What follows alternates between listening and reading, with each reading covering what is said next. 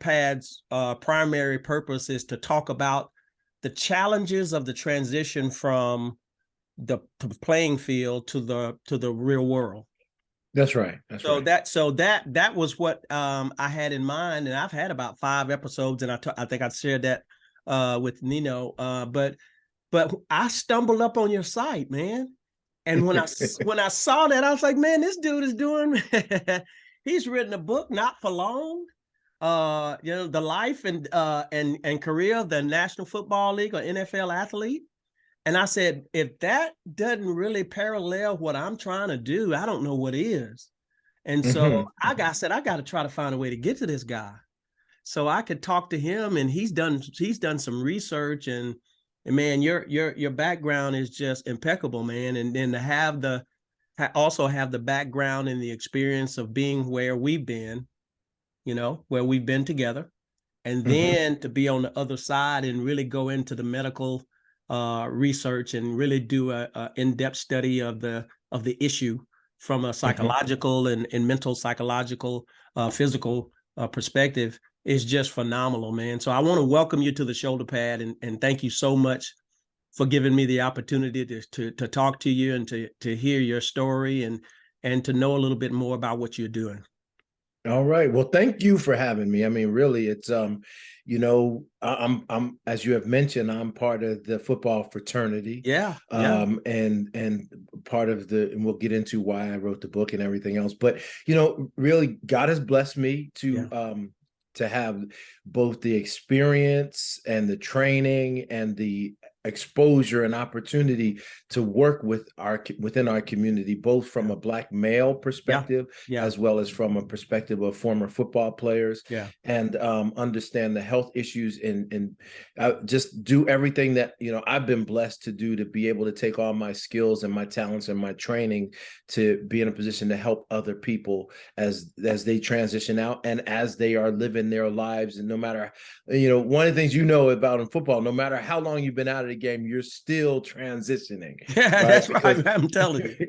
Because in a way, we have been taught from a very, very young age how to function inside of the institution. And then one day we're outside of that institution. So all of these experiences, no matter where you are in your life, they're still first time new, because our formative years were how to function at a high level inside the institution of football. Man, and when you say that, it resonates, man, because I have this. I watched the movie Shawshank Redemption. I don't know if you know what the Shawshank. Oh, I know it very well. I reference it in the book. And the whole point is that there's a point in it when the character realizes that he's Andy is talking about getting out and living his life outside of the jail cell, and his buddy says, don't talk like that. Don't even think like that. Most of us are institutionalized. In other words, when we leave that arena, even like in prison, they leave the prison walls, they're still institutionalized in their thinking. That's right. To lock into that whole mindset. It's the same thing. We get out of the league.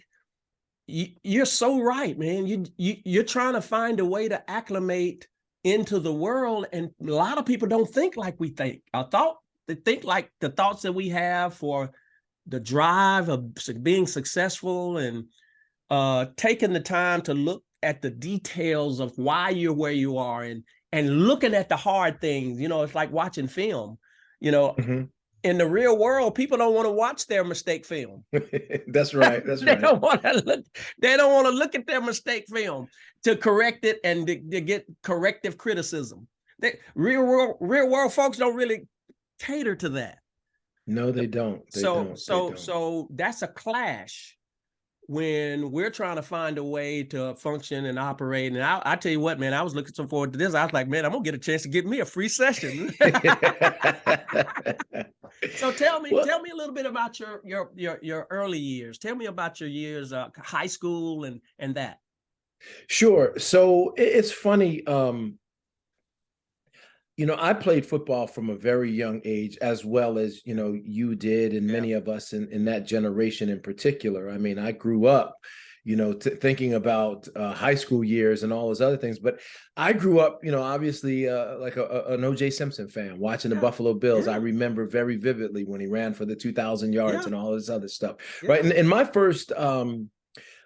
first recollection or vision of what I knew about football was I grew up in Newark, New Jersey, inner Okay. city, Brick City, Oh, Newark, wow. right?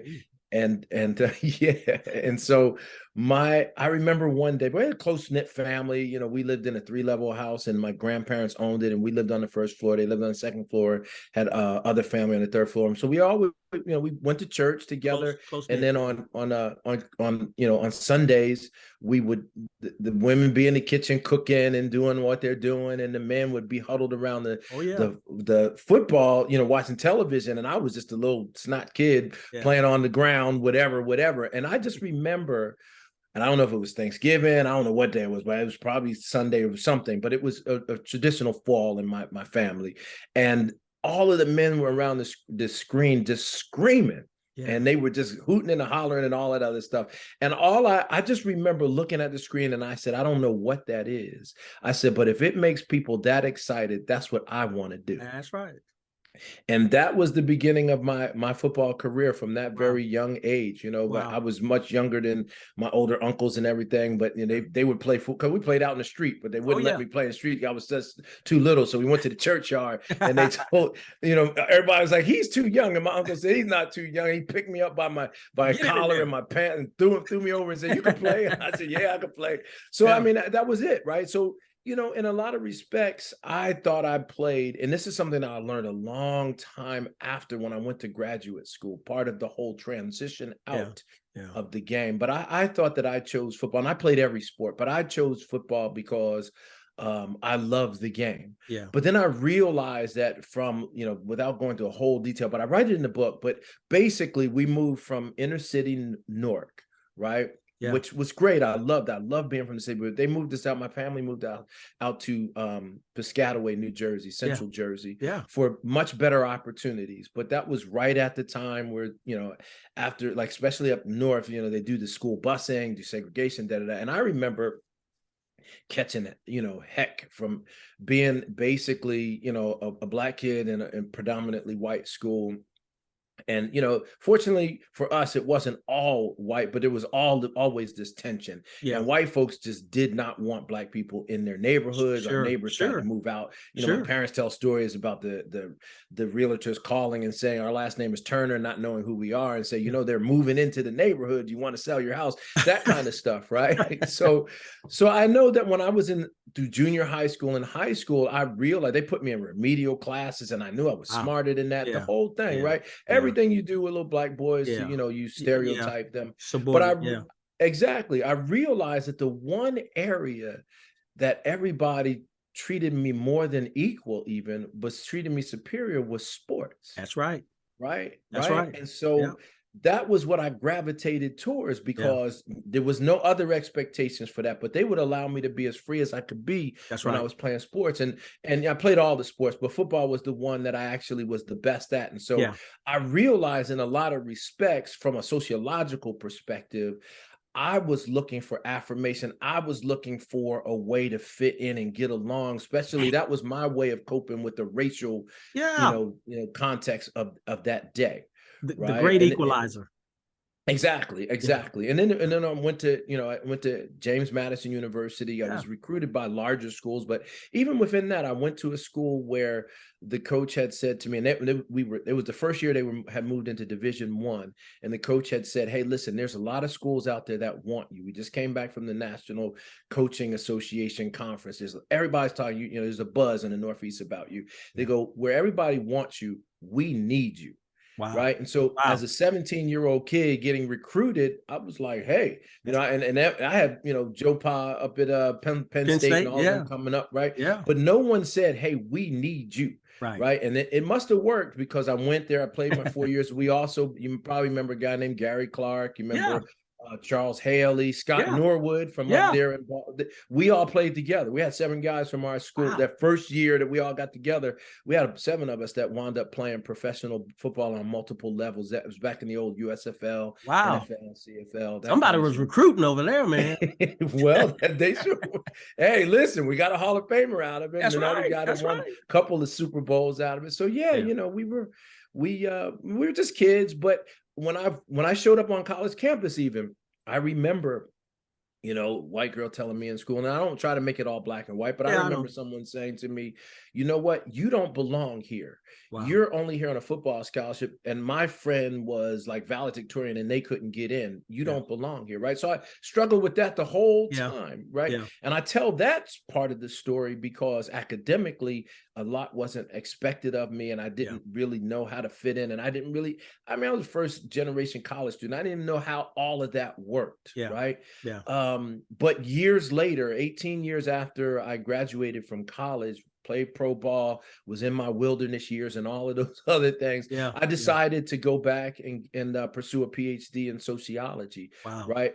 And then through all of that, the sociology degree and all of that process helped me understand what I do is kind of a life course analysis. And we do what's called like looking at, and from my sociological investigation, the intersection between institutions and agency. So how do individuals try to work within their own agency within an institutionalized setting? And that's helped me understand that, you know what, all of these things that had happened to me earlier in my life, I got to be able to explain them as I was going through, this whole sociological kind of understanding of the world that I was really raised to perform very well in. Yeah. But then when I transitioned out, I realized for 16 years of my life, I knew what I was going to do every day of my life. That's right. And then all of a sudden, that 16th in one day, it's over. It was up to me to decide when I wanted to get up to bed, what I was going to eat, what I was going to do, and all of those things. And so it was a really tough journey to try to figure all of those things out. Wow. I tell you, you're just, man, you're speaking to me. The challenge of figuring that thing out, and you said it earlier, is a continual journey. I feel like I'm still trying to figure out who I am and where I'm going and what am I doing? It's like it's like I'm still trying to, and I think what we do is we try somehow to make it feel like and fit where we've been. And it's not a conscious thing. I think it's just like a subconscious thing of gravitating to your comfort zone. And for many of us, I think a part of it is trying to find a way to meld all of them together to create a whole new entity. One of the things that I do is one of the topics that I use to speak on is the art of reinvention. Because I think that a big part of, you don't throw the whole you away, but you find a way to rebrand in for the next area of life and utilize what you can utilize. But I'll tell you what, Doc, one of the things that I'm even coming to a realization about now is sooner or later you have to stop telling your stories. Especially to your family. They don't want to hear them. They don't want to hear them stories anymore, man. Sooner or later, you have to stop talking about your victories. Because you can't move on if you're, still talking about your high points and your victories. And, I got sons, and my sons don't want to hear my touchdown stories. After they did for a minute, that was great, and my wife has stopped wanting to hear it a long time ago, that's right. So, even now I'm realizing that there are things that I have to let go of, as a part of the transition coming out. And we're talking 40 something years. Yes, sir. I played from 80. I was drafted to Buffalo in 81. Okay. And I spent 4 years in Buffalo with the Bills, and was traded and spent 3 years in Seattle with the Seahawks and was injured, and my career ended. It was a knee ending injury. So I had the trauma of that part too. I was injured and I was released and let go and never played after that. So I was dealing with the psychological, emotional aspect of, it didn't just slowly cut off. It cut off like dramatically. Like when I got on the plane, it was over. When they told me it was done, it was over. It was over. And and so it took me years for me to, get through that part. And that's why I felt it was so important, man, to try to find a way, even in the small circle of guys that I know, friends of mine and stuff, to have some kind of a platform. And this is the story that nobody talks about. We don't really talk about our problems, our challenges in the transition. We all want to remain at that status of, that success status. And in a lot of ways, man, it's really, it really does more harm than good than to just say, man, I need some help, man. I need somebody to help me. I don't know how to get through this thing. I mean, you're touching on so many different points that I raise in the book, and I'll tell a story. But before I'll tell two stories because again, we could probably be here for 6-8 hours. Trust me, because there's a lot of stuff that I did write in the book. Because part of what I did for the book was it's an ethnography. I interviewed 140 former athletes. Oh wow, as well as their family members. Oh wow. And coaches, I even owner of an NFL team, athletic trainers, basically everyone that has anything to do with the life of an athlete, and help me understand what the institution of sports is and football. Yeah. But the thing that I want to relate to, two things I want to relate to what you just said was, I definitely, because when I was young, all I knew that I wanted to do was play football. And that's obviously a dangerous place to be. Yes, sir. But again, right, being a first generation college student, I went to college because I knew that that was the path to get to the NFL. There was no other way. And that was all that I knew, right? Yeah. My dad was an electrician. He was a Marine, former Marine, and also he was ordained in the Episcopalian Church, right? Wow. Okay. Yeah. Right. But I didn't have any aptitude to be an electrician. That's absolutely. And a lot of people thought I was going to wind up being a preacher, and maybe in a way I am. You are. But I didn't, I didn't know anything about it. And I come from a very blue collar world, and again the inner city world. So all of the men in my life had been in the military, and so if football hadn't worked out, which I never thought about football not working out, but I knew that I was going to go to the military. And the only thing that didn't get me to the military is that I wound up having a professional football career. And even within that, I got transitioned out, and I didn't know my world so well that I probably should have went to the military after that, but it all worked out, But when I did have, the foresight for a few things. And one of them is, I remember very vividly when I finished playing football, I said to myself, I moved out to Los Angeles. I write about this in the book, but I remember saying to myself, if the highlight of my life has already occurred and I'm 27, 28 years old, then I'm in for a very sad life going forward. That's right. And so I had that clarity of moment. Now I didn't know what I was going to do. I really didn't know what to do. And I tried to start a bunch of jobs. I tried to work in corporate America. I tried to do everything. And I didn't really find my way until almost 20 years after I went to graduate school. But I knew that I was going to have to find some other purpose in my life other than being able to say that I played professional football. Now, the big part of it, it was a problem for me, and I'm sure it's same for you people, especially you from down to Alabama and everything. Yeah. People one day see you on television, and the very next day you're standing right next to them. Right. And the question they always ask is, what happened? Oh, Lord. Yeah. let me stop. Just stop right there. I'm going to tell you a story, man.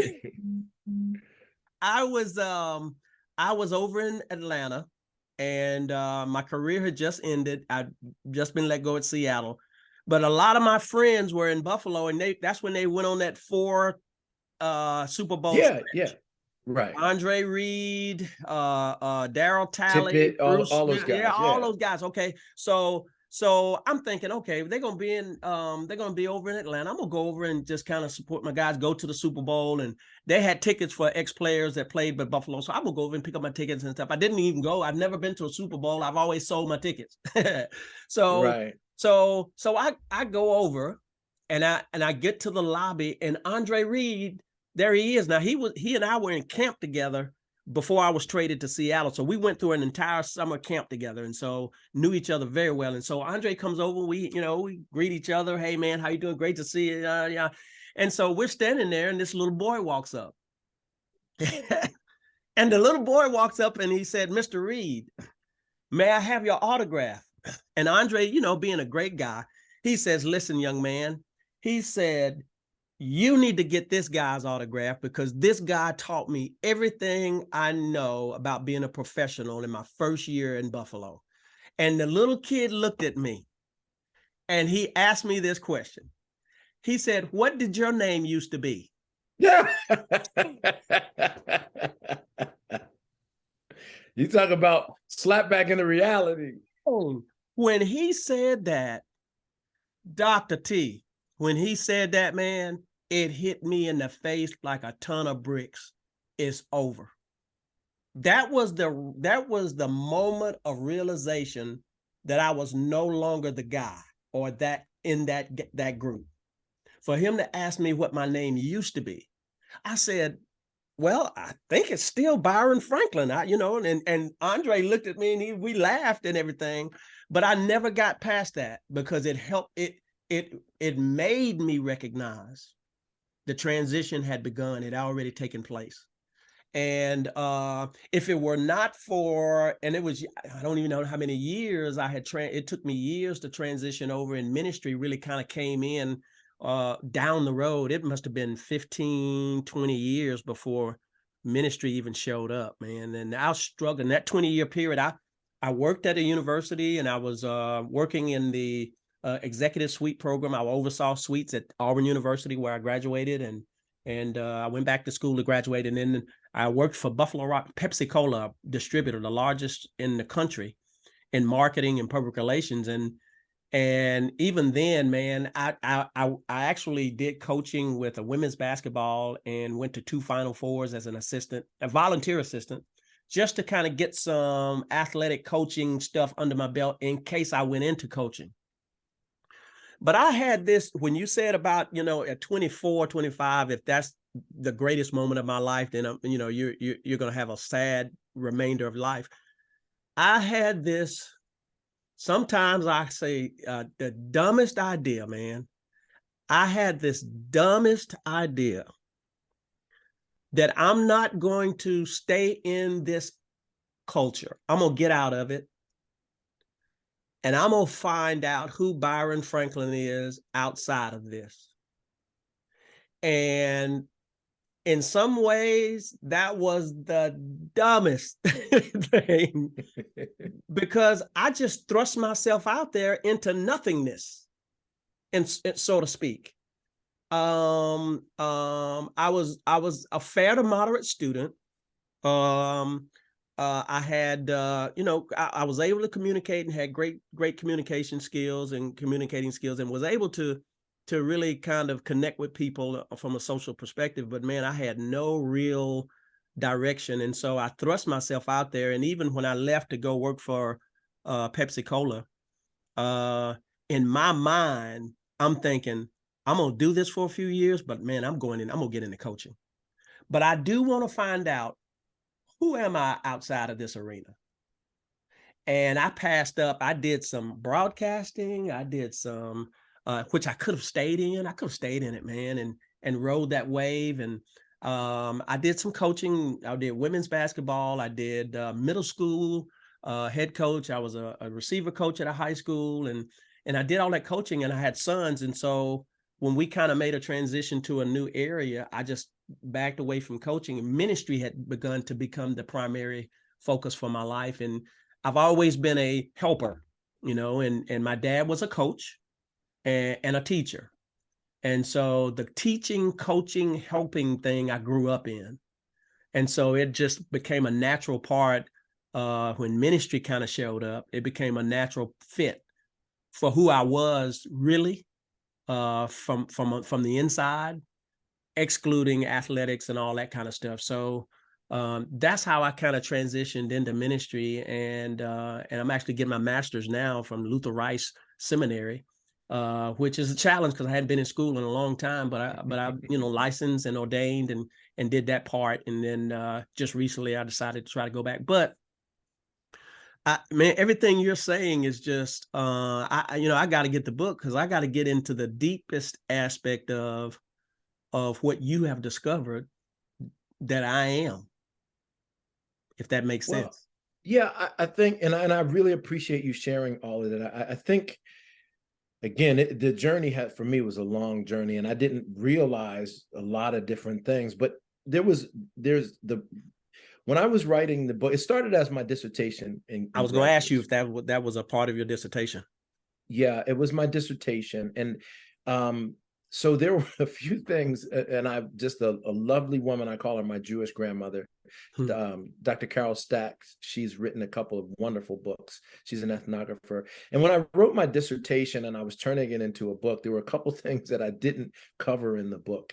And because I didn't want to be a typical, person, I didn't write about race in the book, right? Because I didn't want to be perceived as this another black angry black man, angry black man. So I didn't write about that, right? But that's good. And then I didn't write about about gender in the book at all, because being in sociology, I didn't want to step in an area that I don't know much about. That's right. That's right. Right. And then so she said, "Wait a minute, Robert." She said, "You're writing a book about NFL, right?" And I said, "Yes." And she goes, "Well, the NFL is 70% black, right?" And I said, "Yes." She said, "Well, how you gonna do that?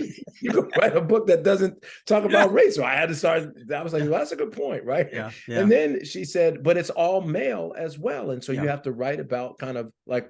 How does gender role and all of that other stuff have to be involved with all of that, right? So I think maybe I'm tying all of that, because those are all of the kind of ingredients that I started to put in the book.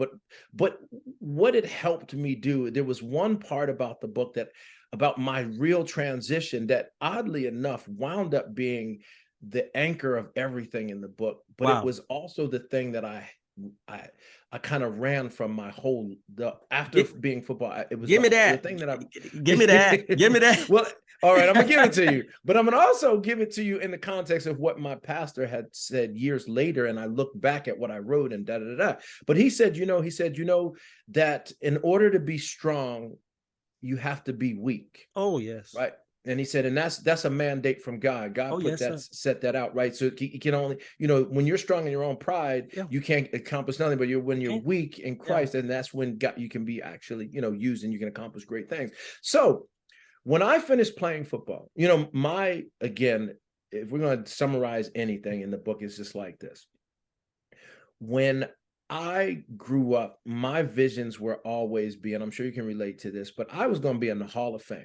I was gonna buy my parents a mansion on the hill, and I was gonna be running through the airports. Go OJ, go! That was gonna be me. Anything short of that was a failure. So making a professional football team, being cut along the way a gazillion times, but making paychecks, playing, trying to have my little, as they say, some people get a cup of coffee, I got a sip of tea, right? But I was out there, but I had a 4-year career through 3 different leagues. I considered myself to be a failure. I never reached my goals. And as a matter of fact, when I got cut, how I came to the realization that it was over was I was in the 49ers in the front office. They called me in, right? We're at the end of, we made it through the team, made it through the cuts and everything. But then finally, they, after, getting the final roster together, they're saying, okay, now, we got to let you go. And so he said to me, "Where do you want to go?" And I said, "What?" I had never. He said, that was a realization. He said, "Where do you want to go now?" And I thought to myself, I just got warm all over my body. Everything got flushed. My ears got a buzz in my ear, because I knew what he was saying was, it's done. You are done. It's over. Where you want us to send you?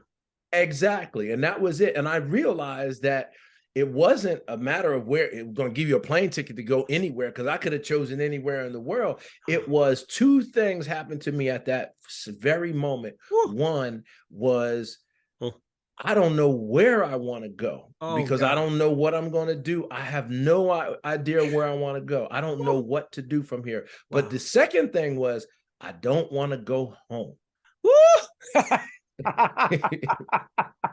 Oh, yeah. Right? Yeah. And so yeah. I'm sitting there, the general manager sitting there and flashing in front of my face that quickly. I'm like, do I go back down to Virginia where, you know, I'm 4 or 5 years out of college now? Where do I go? Yeah. Right? I don't want to go back to New Jersey because I got to answer that question. Where do you, you know, like, what are you doing here? Yeah. And just, you know, earlier, but a pastor pulled me up on stage and they prayed for me, and you're going to go do great things and all this other stuff. And I was like, I don't know where I want to go. I just, and like, I don't know what to do. I don't have an answer to this question. That's right. And crazy. That was really when I realized that I was lost. Man. For the first time in my whole life, I was lost. That's crazy, man. That's right? Crazy. And so I'm telling this story because that was my transition, right? That was like, I had to realize that. And so what Carol told me, Dr. Stacks had told me, she said, listen, you need to write that in the book. Woo. And I was like, wait a minute. Yeah. The very thing that I buried deep inside my soul, that I couldn't tell anyone, that I was so ashamed of. And like you had said before, I was walking around as a badge of honor that I played professional football, right? Yeah. And so I like, you know, I didn't, when people say, well, what happened to and everything else, but now you're like telling me the most vulnerable, sensitive thing. To answer that question of what happened, I got to lay it bare in this book. She said, Robert, that's the only way. That's where authenticity comes from. That's where people will know that the story that you're telling is for real. That's the medicine for others. That's why I'm sharing this. That's the medicine for others, man. Because if guys like us who are struggling to even make it through the next day can see a guy like you, and they hear the same story coming from another guy who battled his way through, who, like the Bible says, his strength is made perfect in our weakness. And what you just said, you know, it is in our weakness that his strength, and we find the strength in the next place to go. And biblically, it's a foundational text. You know, his strength is made perfect in our weakness. And we are allowing a outside force to help us, where most of the time we're so proud, we're going to do it on our own. We're going to make it. I'm going to turn this corner. I'm going to do this. I'm going to do that. And that's that 20-year period. I tried this. I tried that. I tried this. And a lot of us try it forever until we find out. And when you said that, yeah, boy, that just really just spoke to me when you said that right there in that place of vulnerability is when you really found your place. And remember, when that happened, I was about 27, 28 years old. That's young, man. And I held on to that until I was like 48 years old. That's right. And that was the first time that I then, and you know, once it was in the book and it was published, it was out there. At that point, I said, well, I have nothing else to hide. Yeah, I mean, it's out there. Right. I am who I am. That's right. Right. So, but that was where the release came from. And then that's where other people have said, hey, listen, I can relate to your story. Well, you just helped me, brother. I'm not going to pay you for it, but I just got my, I tell you what I'm going to do. I'm going to buy the book. That's my payment back to you. All right. And I'm going to advertise it on my show and everything, man. But I just tell you, that is just so profound, man. And well, I'll tell you one more thing. My mom, she said to me when she got the book and she read it, and she said, you know, that book, my mother said to me, every person who's ever played football should read your book, and every parent who's ever raised a child to go through football needs to read this book. And she said, there were so many things about yourself in the book that I didn't even know. And she goes, and you also answered some questions. And I'm sure she was talking about me, because what I did, I was in San Francisco. I went down to LA and I started moving. I moved down there and never moved back to the East Coast because I didn't want to, face all the folks back home. But she was like, as a mom, she was like, I knew all 1 + 1 was not adding up, but your book helped me understand that. Yeah. Well, I just know that it's got so many stories and so many lessons in it, man. And what's next? What do you do next? Well, so really, this is very interesting, but what I do now, I'm a medical sociologist and I have training in neuroscience. And so I'm what they call a biobehavioral health disparities researcher, and I'm a gerontologist. So I do research and one of my strands of research is really about Black men's brain health. And so I run a national conference along with Dr. Monica Rivera-Ment, who is at Mount Sinai in New York City at Fordham University, and then Dr. Maria Carrillo, I'm sorry, at the Alzheimer's Association. We partner up with the NFL Alumni Association, with the National Institute of Health, and we do a nationwide conference that we do every year during Super Bowl week. And so we just came back from Arizona. We do it at the location where the Super Bowl is, and we had over 1,000 people involved with us in person and virtually. And what we do is we distribute and disseminate information about brain health, and we purposely looked at brain health because you probably remember Beasley Reese, who's a good friend.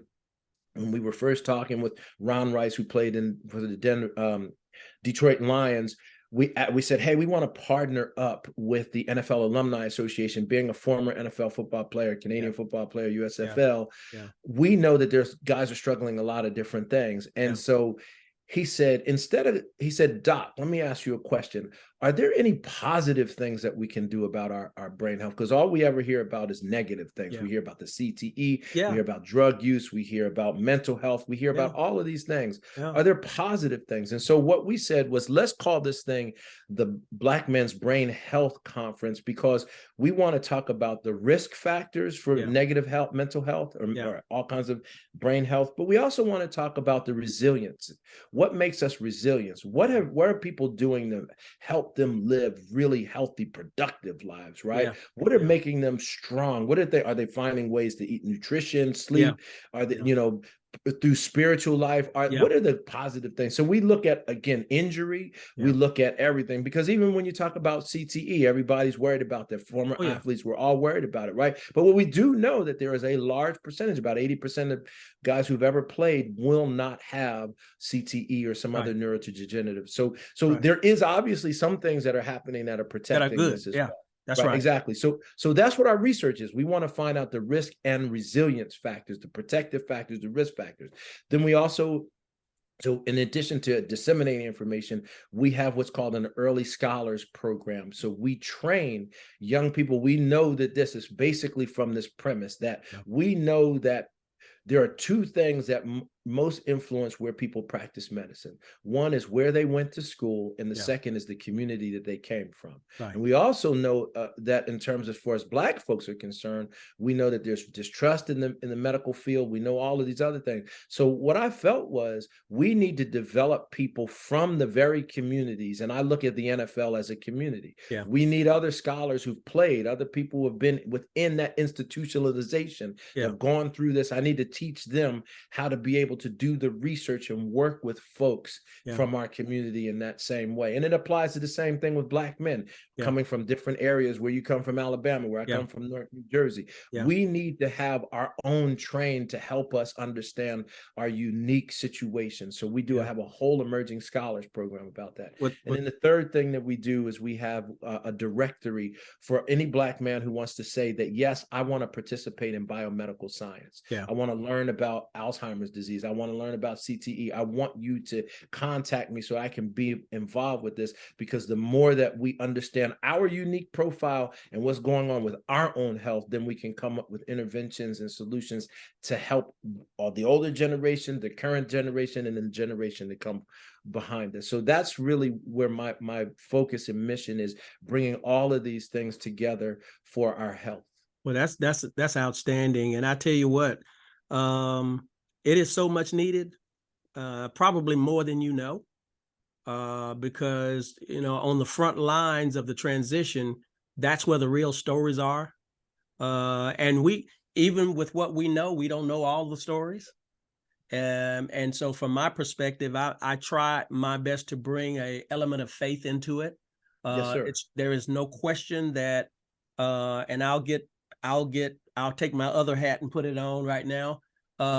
There's no doubt that the Word of God, being a part of the antidote for your everyday life, is a part of helping to transition you, to pull you into the next level. Because that, I believe that, we're all created to be impacted by and molded by the words that are around us. I say this all the time in our services, that we live in a word-based system. And the words that we say, the words that we hear, are a part of what brings us to a place that we are, the words that we believe. Because what you're being said about yourself and what you actually receive and believe about yourself becomes a big part of yourself. It becomes a big part of who you are. So a lot of times we have to deprogram the words that we have heard, the words that we have heard and received, and the words that we have ingested and allowed to be planted in our hearts. And so the shoulder pad is a frontal storefront for the opportunity to be able to have segue, to use it as a opportunity to help our guys understand that, listen, what you say, what you hear, what you ingest, what you believe, it has a big impact on, yes, on where you're going and what you're able to do. As a man thinketh in his heart, the Bible says, as a man thinketh in his heart, so is he. Out of the heart comes life and living. So out of the abundance of the heart, the mouth speaks. So when you're saying things, it's coming from what you believe about yourself and what you're thinking. So I say this is a word-based system that we're living in. So I use this as a faith foundation to kind of have it not so religious, but more faith-based and faith aligned,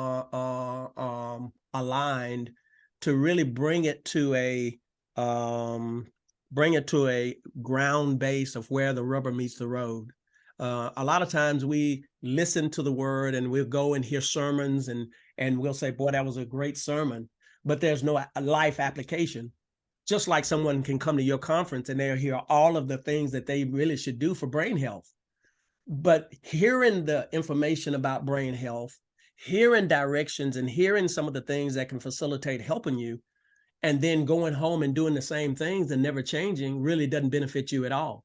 That's right. It's going to be that life application. And so I try in ministry to make it life applicable, so that it kind of moves into a step process, a base life applying basis, to give people an opportunity to really make some changes and do some things. And so that was the mindset behind the shoulder pad, and it was just ironic that the shoulder pad, was a place where people can come and lay their heads on someone's shoulder, Yes, sir. Yes, sir. Yes, so sir. so hopefully that made a little sense. And look, It I does. appreciate you.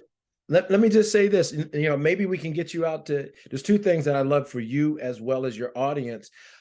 Maybe we can get y'all out to Vegas next year, because we have different themes every year for our conference, and we do different symposiums. And part of the research that I'm doing in the Washington, D.C. area, I'm actually working on a Black male caregiver study. And what that means is Black men who are providing care for a loved one that has Alzheimer's disease or other cognitive impairments, right? Yeah. And so as part of that, we have a faith engagement initiative. Awesome. And so we're working with all of the pastors in this area to help us identify Black men in the community that we can get involved with this research project, and then also move forward in doing everything that we talked about in the conference. We're trying to bring it to the local community about increasing Black men's health, both brain health as their regular health. And so we are putting together a council of like 30 pastors that are already helping us reach out tentacles into the community. But next year at the conference, we have this faith engagement model of how you intertwine faith and health together, right? Woo! And so we're working with Pastor Lamont Williams, who is, by the way, he has a church in North Carolina, but he's also works at the Maya Angelou Center for Health Equity. Right. And they invited me to come down I believe it was October. They had a Black men's prayer breakfast and health fair. They had 250 Black men in the room, and we kept it real and talked about their health. Right. Man. And so and it was all through the faith engagement. It was at a church. And so I think, having you involved would be wonderful. And then the other thing is and other research that I'm doing, up to about 70% of former NFL athletes claim that they are either religious or spiritual. So we know that faith is really important to them. So I would ask you and others to go to my website, which is R.W. Turner Lab. It's just www.rwturnerlab.com. And then there you'll see we have the athlete brain health and aging study. Yeah. Right. And so you probably remember the name, Ray Ellis. Yeah. Right. Ray and I just had a conversation yesterday, and what we are doing now with my brain health study and others is so many, again, like we talked about, Black men and Black folks are really, when it comes to the healthcare and doctors and mistrust and research and because of the long legacy of Tuskegee and all of the other stuff. So many former football players at the same time feel as though, doctors, people, researchers come to our community, ask us to get involved, take all our information, they go get rich out of it, build their career, and don't do anything for us. Right. That's right. And so I'm here to say, and Ray and others, is the reason that they get involved with my study and ask to get involved with me, and I'm trying to build within this community, is because what I'm really doing is working with athletes, designing studies for us, by us, so that the research can benefit us.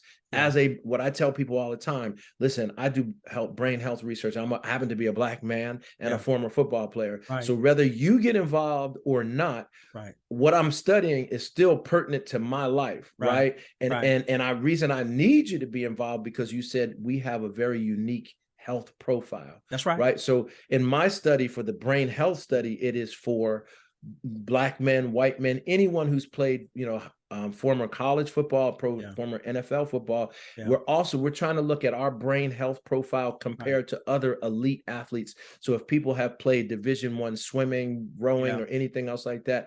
So I'm asking folks to get involved with my study, and I hope Nino can reach back out to you, but we really do need to build a profile and a cohort of individuals to help us understand our unique health profiles. It really is, man. I'm just blown away in how much it's resonating on the inside of me, because you said this earlier, that you really discovered your spot really in the area of weakness, and what you just said really just kind of helped me to understand a little bit more about where I'm going.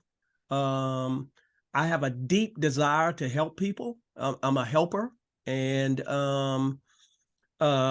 faith development and growth has been immensely important to me being where I am now, and to maintain, to go forward. My faith has been just absolutely critical. But it's understanding. It's more than religion. Religion is the activity of faith.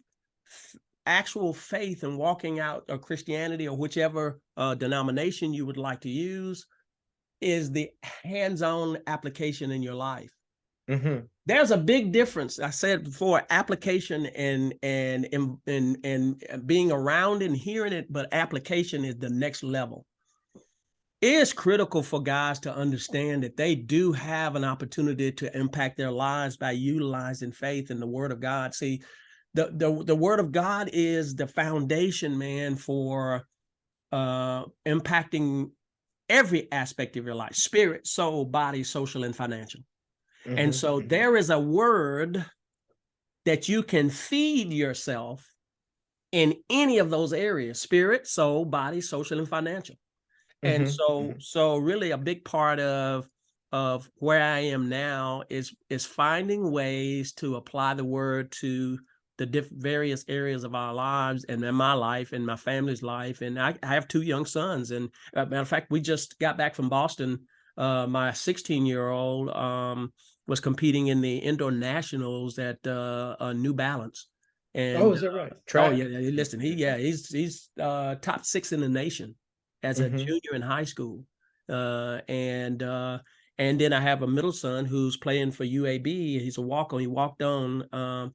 And he is, he speaks 3 languages. He's the president's list and dean's list, and 4.0 all the way through high school, and valedictorian of a 2000 something odd school. And so, he has so many things about him that a lot like you. I mean, there's a whole nother side to him than athletics. But somehow we have that same mindset. I'm going to make it to the NFL. And you said that, and I said I was the same way. Here was my problem. I set the goal to make it to the NFL, but I had no goals afterwards. I had no goals. I had no goals after that, man. And so I set myself up. Let's go back to what you're talking about. Words is so important. I set myself up, man. I said those words: I'm going to make it. I'm going to get there. I'm going to make it. I'm going to get there. I never once thought about, okay, what do I do next? And so just speaking about that and hearing what you're saying, man, I'd be honored to just be at those sessions, just to kind of hear more about what's being done. And I know I don't want to keep you all day, man. I'm going to shut this down, but I do want to ask you this. Yes, sir. I'm gonna say a phrase, and I want you to go, and you might go for an hour. Okay. Race norming. Oh, then why you want to do that, right? Okay. I'm actually going to do it very quickly. I'm not going to do it long, but I am going to say this to your audience. This is very, very important. This goes back to what I was saying before. It's part of what I'm doing really with my life is so Ron Rice, who used to be on the board of directors for the NFL Alumni Association, and he was also the president up at the Detroit chapter of the NFL Alumni, and they're very, very active. Brought myself up, and Ron has been instrumental in a lot of what we're doing, the conference and then everything else. Just we become brothers in many different ways.